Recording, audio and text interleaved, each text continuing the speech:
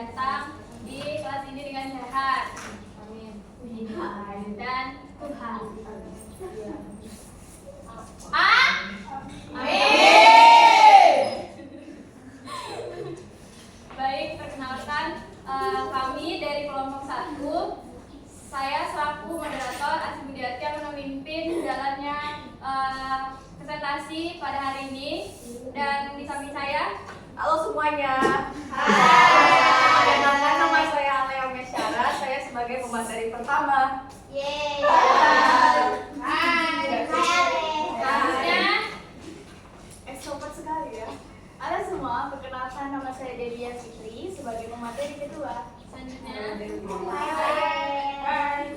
Hai, kenalin nama saya Dina Mustina sebagai pemateri ketiga.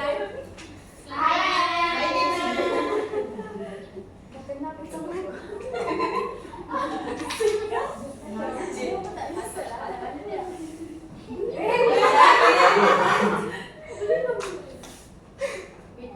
Perkenalkan, nama aku Miatawati. Hai. hai.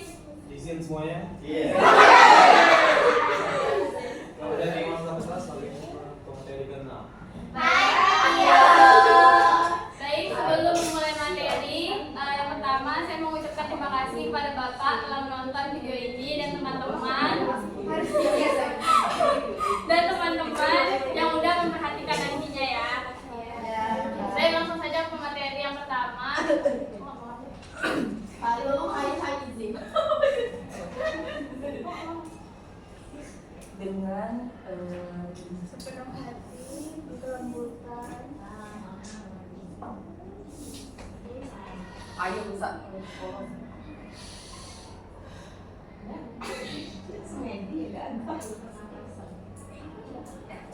Oke, terima kasih kepada moderator.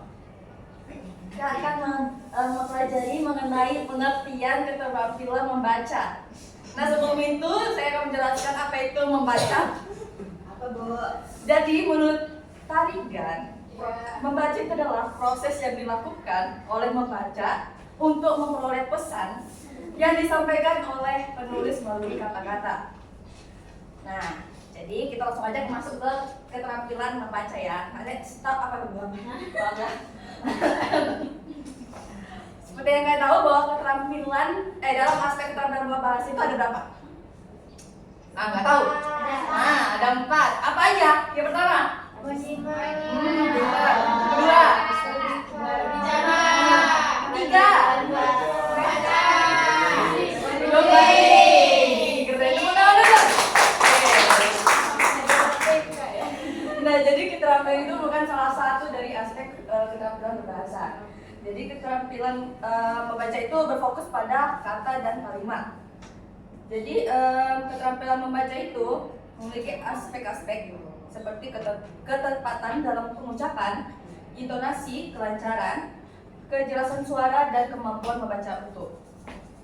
Jadi keterampilan membaca itu adalah kemampuan bagi seseorang agar dapat memperoleh pesan yang terkandung di dalam bacaan tersebut. Baik, saja yang saya sampaikan. Dari materi pertama, saya kembalikan kepada moderator. Baik, terima kasih kepada pemateri pertama. Selanjutnya yaitu pemateri kedua, Delia. Pada Delia dipersilakan. Oke, baik, terima kasih kepada moderator.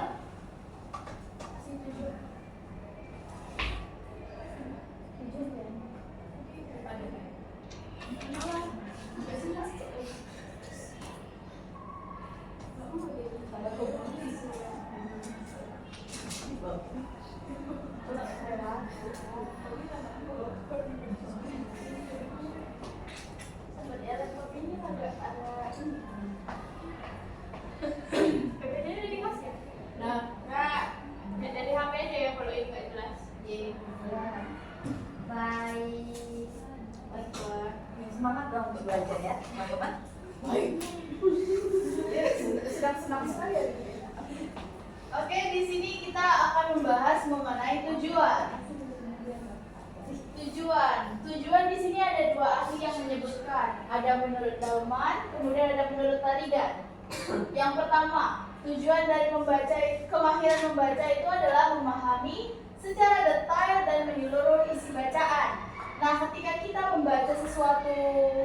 bacaan, pastinya kita memahami secara detail serta menyeluruh isi bacaan tersebut agar kita dapat mengetahui apa yang kita cari. Kemudian yang kedua, menangkap ide pokok atau gagasan utama buku secara cepat. Nah, ketika kita membaca suatu bacaan, pasti kita sudah menemukan ide pokok atau gagasannya. Ada yang tahu gagasan atau ide pokok terdapat di apa aja? Awal Dan akhir. Kemudian tidak. Nah, jadi ketika kita membaca suatu bacaan, pasti dari awal ketika ide pokok itu sudah ada di awal, tentunya kita sudah tahu apa buku ini dan sudah bisa menerka-nerka kemana buku ini arahnya. Kemudian yang ketiga, mendapatkan informasi tentang suatu. Nah, ketika kalian membaca suatu buku atau membaca suatu artikel, pastinya kalian membaca itu untuk mencari apa? Mencari apa? Nah, informasi kan? Nah, yang keempat, mengenali makna kata-kata yang sulit. Ketika kalian menemukan sebuah kata-kata sulit, apa yang kalian lakukan? Dengan cara membaca. Membaca kayak membaca sebuah buku. Oh, kata ini apa artinya? Sehingga kalian mengerti arti dari kata-kata sulit yang kalian maksud. Nah, yang kelima, ingin menilai kebenaran gagasan pengarang atau penulis. Nah, ketika kalian membaca, pasti kalian melihat kebenaran gagasan tersebut. Kemudian kalian juga bisa membandingkan antara gagasan pengarang yang satu dengan pengarang yang lain. Yang keenam, ingin mendapatkan keterangan tentang pendapat seorang ahli atau keterangan. Nah, terus kemudian menurut Tarigan itu terbagi menjadi 3. Yang pertama, membaca untuk mendapatkan pengetahuan atau informasi, hampir mirip dengan Dalman. Kemudian yang kedua, membaca untuk memupuk perkembangan keharuan dan keindahan. Yang ketiga, membaca untuk mengisi waktu luang.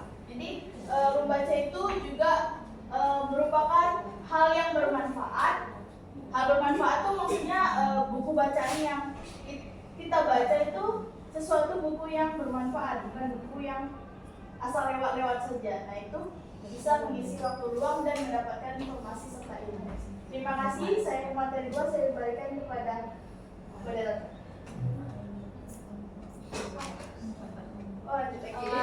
Berhubung Cindy sebagai pemateri juga nggak ada, jadi materinya Cindy akan dibacakan dan disampaikan oleh Dedi. Yang pada Dedi dipersilakan.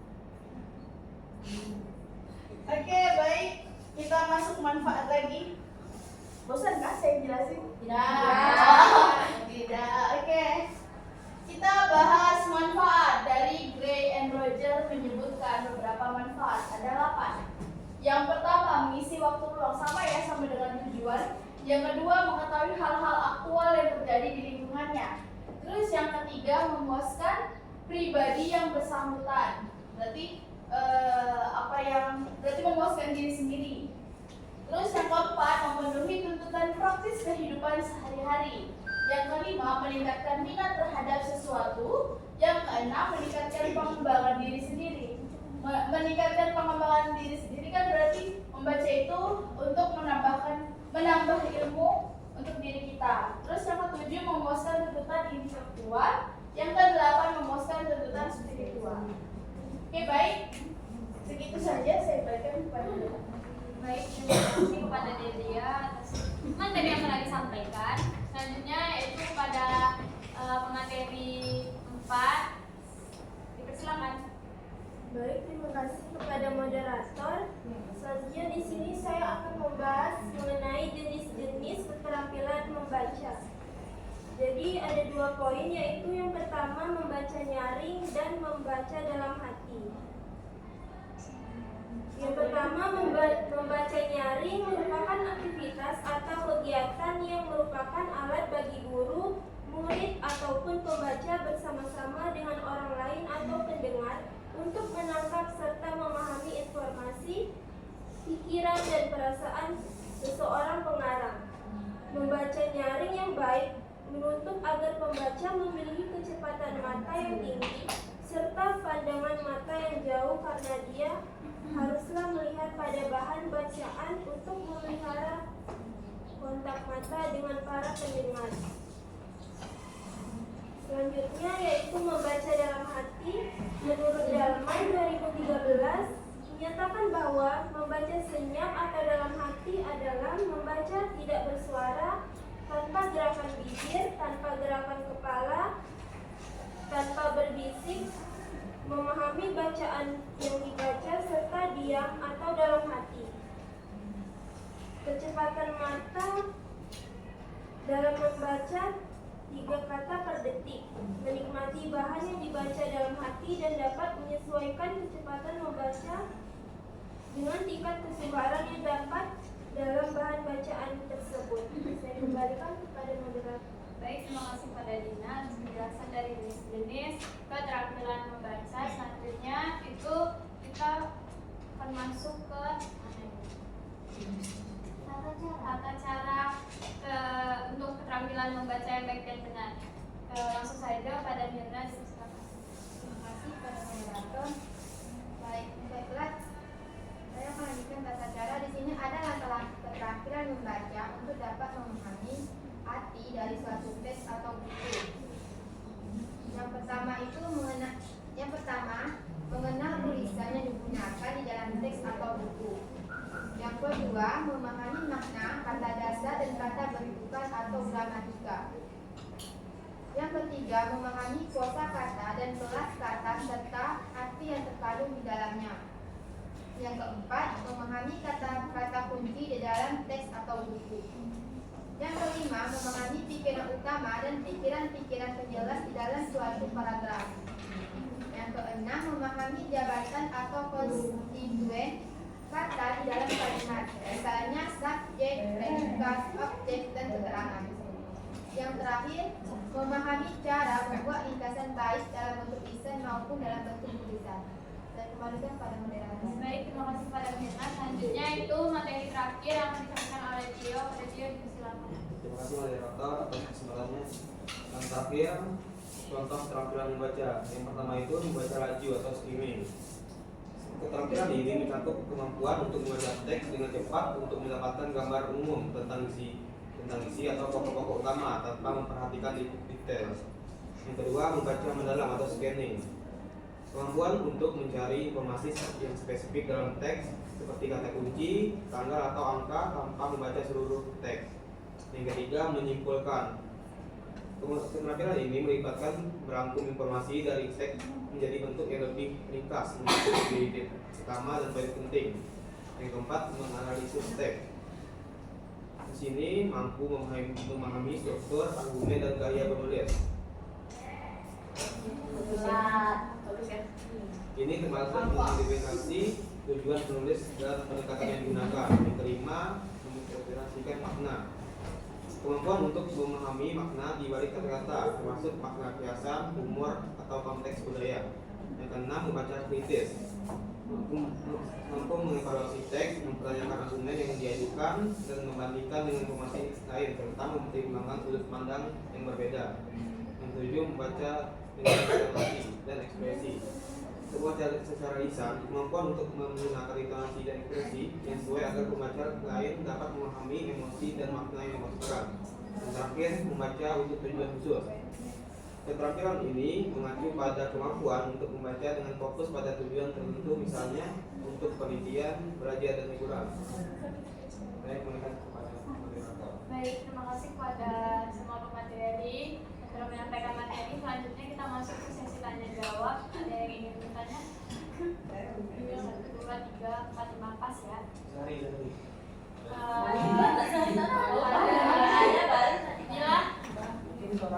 Baik, terima kasih kepada moderator. Jelaskan perbedaan antara membaca intensif dan membaca intensif. Apa? Itu kan intensif kan enggak sih? Itu enggak ada. Baik, sebelum itu silakan kepada Isa dulu.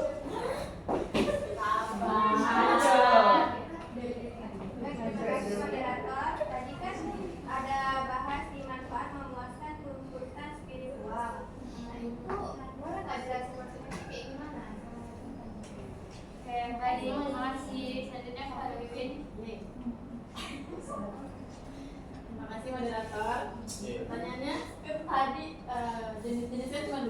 boleh nih Pak jadi selanjutnya lagi. Boleh lah. Terima kasih. Terima kasih. Selanjutnya siapa lagi? Ini. Ah, ini di dulu. Terima kasih masyarakat. Sama-sama. Bagaimana kecepatan pemahaman antara membaca biasa dan membaca dalam arti. Baik, terima kasih. Selanjutnya pada Asti. Tadi kan di PPT ada pembahasan jenis-jenis membaca kan. Ada dua tadi kan, nyaring dan membaca dalam hati. Nah, apa perbedaan dari dua itu? Terus kapan sebaiknya masing-masingnya itu digunakan? Baik, terima kasih. Bilang ya. Ganti pertanyaan Mau boleh. ganti pertanyaan atau ada? Mau di depan? Empat. Siapa mau nanya?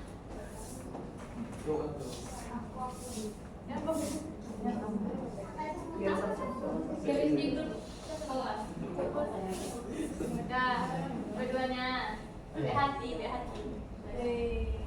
Ada Nadia dulu, Nadia. Kan di tata cara ada dua caranya. Yang nomor 2 itu memahami kata dasar dan kata struktur gramatika. Maksudnya kata bentukan gramatika. Makna dari kata gramatika itu. Contohnya. Terima kasih. Baik, terima kasih Madara. Tahu loh kenapa? Saya dari bahas poin tentang membaca dalam hati. Itu ada tiga kata per detik kan. Nah, saya minta jelasin apa itu makna dari tiga kata per detik. Baik, terima kasih pada semua yang bertanya. Ditunjukkan untuk mencari jawabannya terlebih dahulu. Sebelum itu saya akan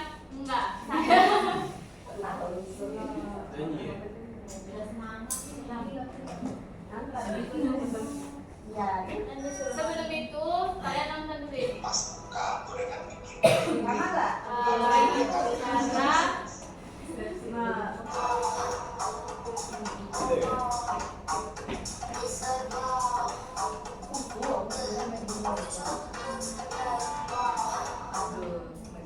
Di cara membaca buku yang efektif, cepat dan tepat. Semua jadi pengen tahu gimana cara paling cepat, cara instan. Dimana memang kalau kita lihat di sekitar kita, di budaya kita tuh sangat menghargai kecepatan. Informasi datang dalam hitungan detik. Semua orang akan mencoba menyerap informasi sebanyak mungkin untuk terlihat instan. Tapi apakah budaya seperti ini sesuatu yang sehat untuk generasi kita? Dan dengan informasi semakin lama semakin banyak dan bisa diakses kapan saja dengan jempol. Sebagai orang yang suka baca buku pun berasa pelik. Terlalu banyak aplikasi memberikan kagum terhadap buku yang cukup baca. Gitu jadi mikir, hidup harus serba cepat kayak gini ya. Bahkan kegiatan seperti membacanya harus cepat. Padahal zaman dulu orang baca pelan-pelan dan harus tunggu setiap harinya dengan yang namanya koran. Apakah gue benar-benar efektif menggunakan waktu gue dengan optimal? Apa harus baca buku tuh cepat? Jelasnya kagak. Coba gue elaborasi ya di dalam penelitian gue. Gue lihat buku itu layaknya konten. Kalau misalkan ada konten yang kita kagak suka, kalian scroll kan. Contoh sekarang ada beberapa dari kalian berasa ternyata ngomongin buku, udah gue mau cabut aja. Itu adalah pilihan hidup karena kalian kagak suka mengkonsumsi konten ini. Dan itu juga hal yang sama dengan buku. Kalau misalnya ada buku yang gue coba baca di versi gue berasa gue kurang suka dan konten yang gue berasa ya yang gue udah tahu dan form.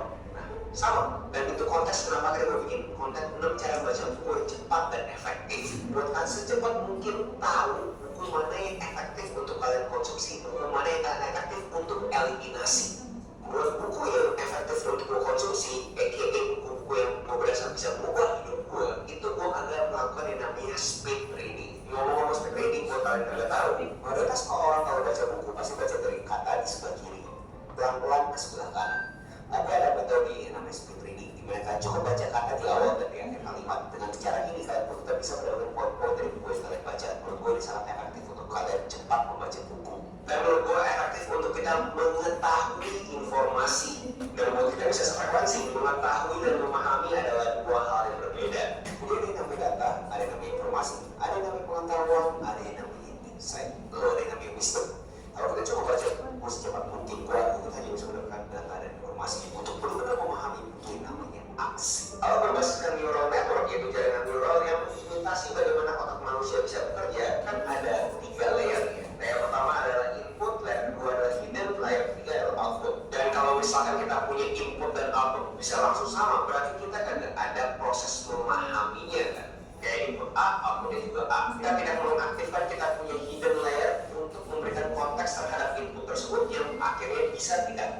Bisa A1, A+2, A+2, atau bahkan mungkin bisa B, C, D, E. Dimana itu kan semua tergantung konteks orang masing-masing. Dan karena konteks ini semua, gue tidak selalu mengaplikasikan speed reading ke buku yang juga. Buat kalian yang agak bingung gimana caranya gue bisa menghabiskan buku sebegitu cepatnya, bukan di dalam konteks gue memahami. Jadi dari sekian banyak buku, gue berani komentar mungkin hanya 10-20 buku yang gue bener konsumsi dari awal sampai habis.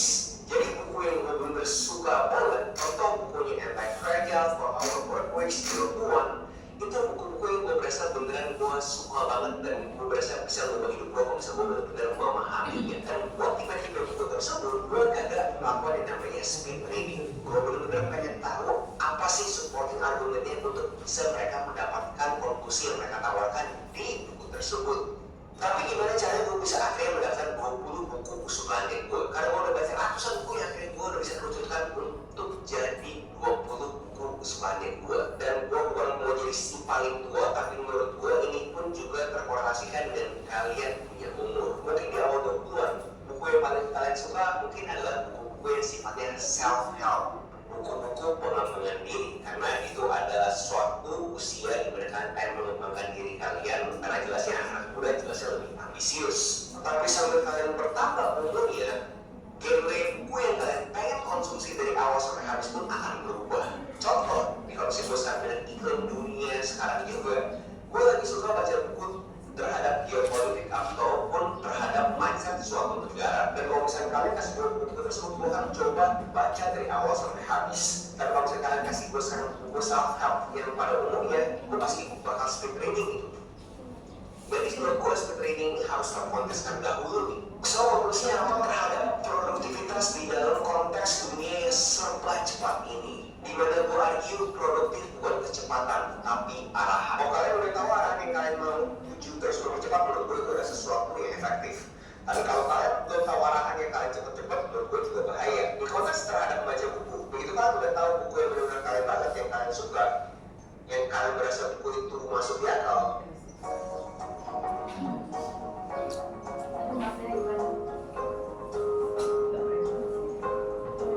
lebih bagus kalian fokus ke buku tersebut dan baca buku tersebut secara lambat dan ulang-ulang sampai akhirnya kalian memahami. Dibandingkan kalian cari buku baru, konten baru hanya untuk memberikan informasi ke kalian doang.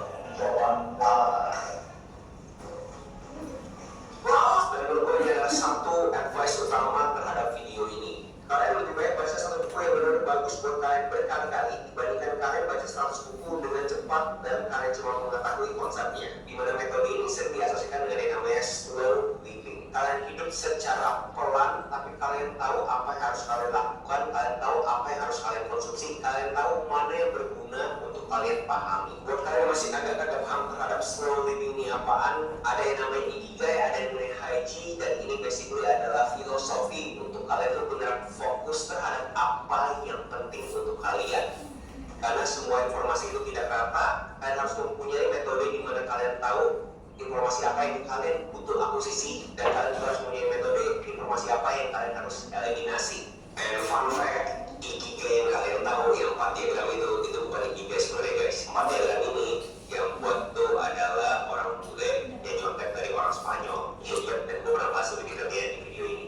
Mungkin di sini ada yang berasa aneh kenapa contohnya adalah membaca buku. Kalian bisa cek video gue ini terhadap kenapa membaca buku itu bisa membantu kalian punya otak lebih efektif lagi. Gue punya harapan besar buat kalian orang kreatif pun juga semuanya mempunyai pemikiran kritis, dan kalian konsumsi konten ini tidak langsung yaudah bro ya berarti gue baca buku pelan-pelan aja kan ya.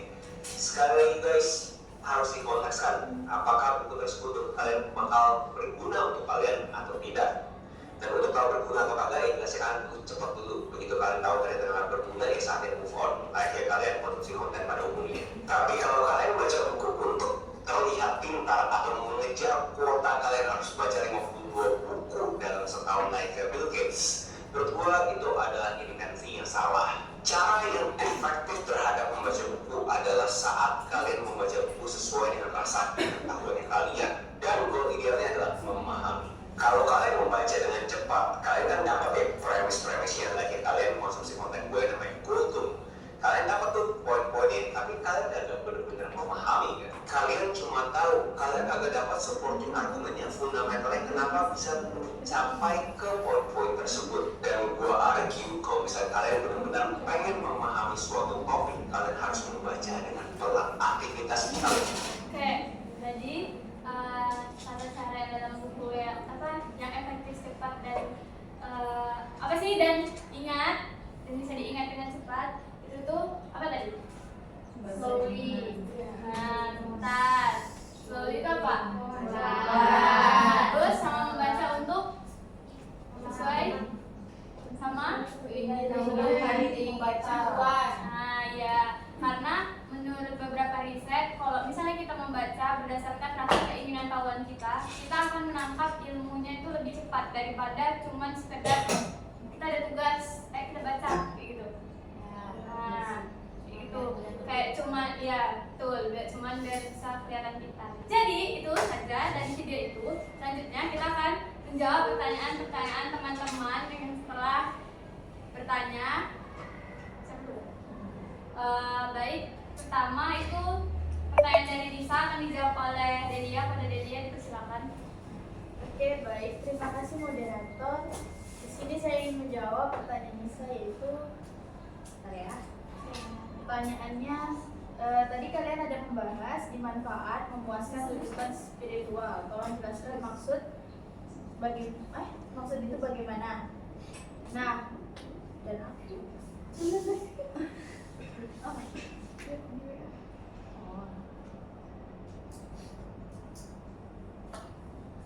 dan berikan contohnya, oke. Jadi kalau spiritual itu kan berhubungan sama jiwa, batin, nah juga berhubungan dengan keagamaan. Nah, jadi membaca spiritual itu membaca untuk menenangkan diri kita, untuk kita mencari dan mendalami suatu agama. Nah, contoh-contohnya tuh bisa membaca Al-Quran atau membaca kitab suci sih, baik Kristen, baik agama Islam maupun agama yang lainnya. Terus membaca buku motivasi spiritual, membaca biografi tokoh religius, kemudian membaca literatur filosofis spiritual. Oke, seperti itu. Baik, apakah Nisa bisa memahaminya? Terima kasih. Baik, terima kasih pada Nisa dan Delia. Selanjutnya itu pertanyaan Asti dan Bibit akan disampaikan oleh pemateri 1 pada Ale. Silakan. Baik, terima kasih moderator. Pertanyaan dari Asti sama Win itu hampir sama. Sama tapi memang sama. Oh iya, itulah pokoknya. Pertanyaan Wiwin. Tadi kan di PPT jenis-jenis membaca ada 2. Tolong kasih contoh jenis-jenis lainnya. Dan Asti, apa perbedaan antara pembaca nyaring dan pembaca dalam hati, dan kapan sebaiknya masing-masing digunakan? Jadi perbedaannya itu yang pertama, pembaca dengan nyaring. Dari kata baca dengan nyaring itu pasti menggunakan suara yang nyaringnya. Terus dia bukan hanya menggunakan suara nyaring, tapi dia menggunakan suara gerakan seperti gerakan kepala atau gerakan interaksi seperti bahasa pembicaraan. Tahu? Nyaring itu yang ditambahin sama bahasa. Nah, kayak gitu lah. Dan dia juga berfokus pada kegiatan membaca agar informasi dan amanah yang dititara di dalam baca itu dapat dipahami dengan baik. Dan kalau misalnya membaca dalam hati itu, dia tuh dengan tanpa suara, dan dia itu dalam hati ya.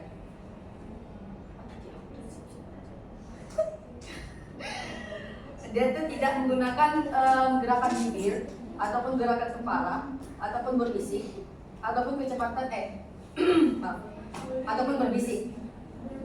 Dia lebih menekankan isi pemahaman dari isi tersebut.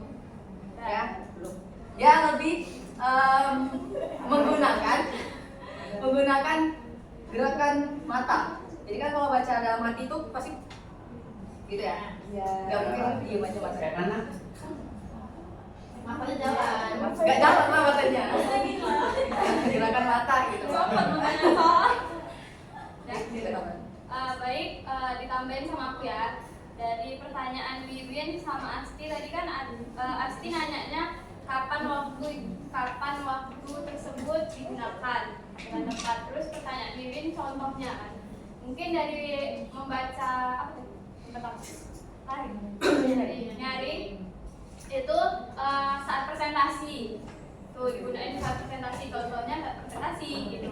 Terus pidato, terus apa lagi ya, membawa berita itu kan juga termasuk membaca kan. Nah tuh, terus intonasi dari bacaannya itu juga tegas sama keras juga, sama aja sih.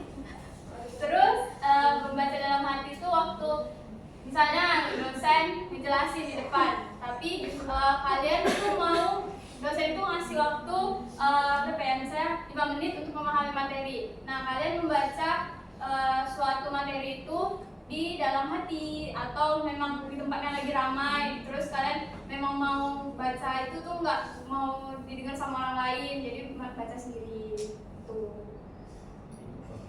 Ya paham? Kita bukan oleh dia lagi. Oke, kalau pertanyaan Asti kan perbedaannya. Nah, kalau perbedaannya singkatnya seperti ini. Kalau membaca nyaring itu membaca untuk halayak ramai, orang lain bisa mendengar. Kemudian kalau membaca dalam hati, membaca untuk pribadi sendiri. Nah, kalau untuk Wiwin kan tadi minta jenis-jenis lain. Selain membaca nyaring sama membaca dalam hati itu ada membaca skimming. Membaca skimming adalah membaca yang untuk mendapatkan ide pokok atau teks tanpa memperhatikan setiap katanya. Terus membaca scanning. Kalau membaca scanning itu mencari informasi spesifik dalam teks dengan melintasi kalimat secara cepat. Kemudian membaca kritis, proses menganalisis dan mengevaluasi teks. Terus yang terakhir membaca telaah bahasa. Itu jenisnya yang berfokus pada analisis aspek kebahasaan dari teksnya. Oke, segini saja. Baik, terima kasih kepada Dela. Kalian sudah paham? Baik, terima kasih. Selanjutnya itu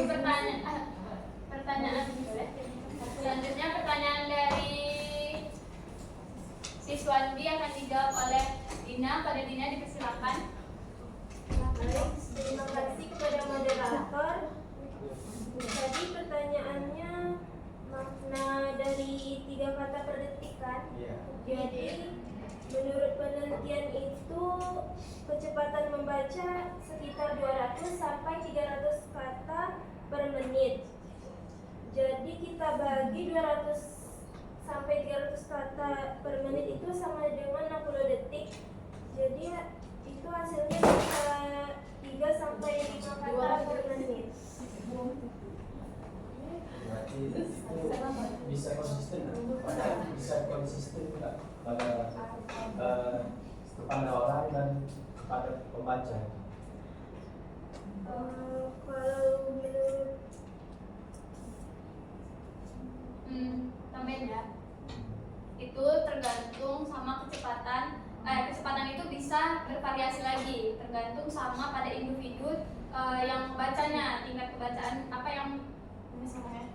tingkat orang yang baca. Jadi itu bisa cepat, bisa juga lambat, tapi yang efektifnya yang Dina bilang itu tadi 3 membaca dalam hati disebut 3 kata per detik. Nah itu efisiennya, tapi itu bisa tergantung bervariasi lagi sama yang membacanya. Baik, terima kasih pada Dina. Pak siswa memahaminya? Ya, baik, terima kasih. Untuk teman-teman ada yang ingin menambahkan? Oke. Selanjutnya pertanyaan dari Dinda akan dijawab oleh Mirna. Pada Mirna dipersilakan. Baik, pertanyaan kita tadi bagaimana kecepatan pemahaman antara membaca dalam hati dan membaca biasa. Kecepatan pemahaman antara membaca dalam hati dan membaca biasa berbeda karena untuk kecepatan membaca dan cara otak memproses informasi. Kalau membaca dalam hati itu lebih cepat 200 sampai 300 kata per menit karena pemahaman bisa lebih baik jika otak fokus langsung pada makna tanpa terganggu oleh proses berbicara.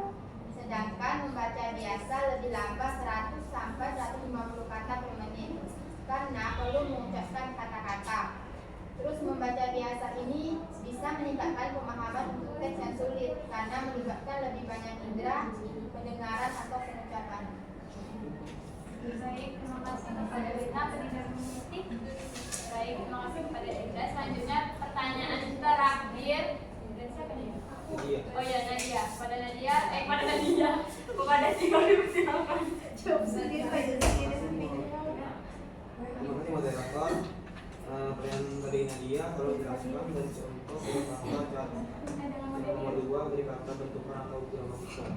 Jadi di sini yang dimaksud adalah keterampilan memahami kata bentukan dalam kata cara keterampilan membaca, berarti mengenali dan memahami kata-kata yang dibentuk dari kata dasar dengan tambahan imbuhan, prefix, suffix dan infix, serta proses pembentukan lainnya. Kata bentukan sering kali membawa makna yang berbeda dari kata dasarnya dan membantu pembaca mengerti variasi dan nuansa dalam bahasa. Kata bentukan kata yang terbentuk dari kata dasar dengan penambahan imbuhan yang dapat mengubah makna atau fungsi kata yang disebut dalam kalimat. Contohnya kata dasar dalam bentukan kalimat prefix dari kata dasar aja. Jadi kata bentukannya pengajar. Jadi bermakna seorang yang mengajar. Nah, seperti dalam kalimat dia adalah pengajar di sekolah itu. Dengan contoh yang lainnya seperti kata dasar dan bentukan dengan suffix. Dari kata dasar cantik dan kata bentukannya kecantikan yang memaknai sifat atau keadaan menjadi cantik. Contoh kalimatnya kecantikan dalam Indonesia membuka banyak wisatawan. Jadi perubahan kata bentukan itu bisa berubah makna. Iya.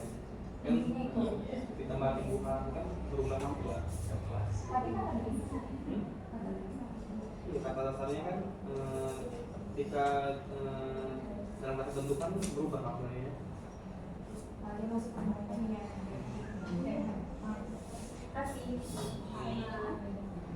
Baik, terima kasih kepada Nadia dan Dio.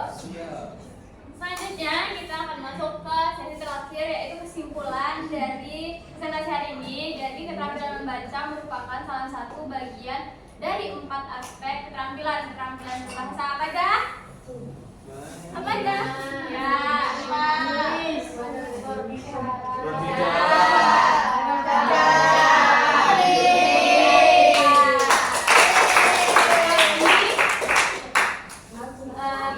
tapi membaca bukan hanya sekadar mengenali kata, tetapi juga melibatkan berbagai aspek seperti intonasi, terus pemahaman makna, serta keterampilan analisis dan dan tujuan dari keterampilan membaca ini bervariasi, mulai dari mencari informasi, menilai gagasan, dan lain-lain. Dan juga perlu ditanam, kita membaca itu harus ditumbuhkan dari niat diri kita sendiri agar ilmunya lebih menyerapnya dengan cepat. Baik, terima kasih bagi teman-teman yang telah memperhatikan presentasi kami. Semoga ilmu bermanfaat. Assalamualaikum warahmatullahi wabarakatuh.